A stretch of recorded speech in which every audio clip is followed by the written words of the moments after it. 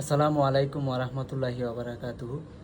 ২৭ রমজানে কদরের দিনে রমাদানের শেষ জুমাতে ঈদুল ফিতরের শুভেচ্ছা জানাই সকলকে। সবাই ভালো থাকবেন, সুস্থ থাকবেন, দোয়া করি। আমাদের জন্য দোয়া করবেন।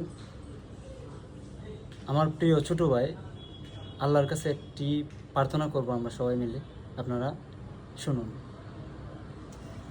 আসসালামু আলাইকুম।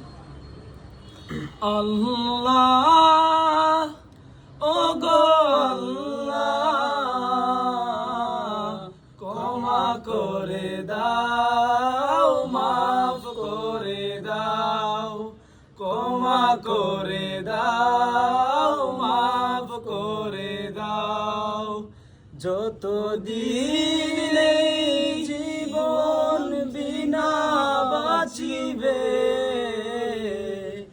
সুপথে চালাও, মাফ করে দাও, সুপথে চালাও, মাফ করে দাও।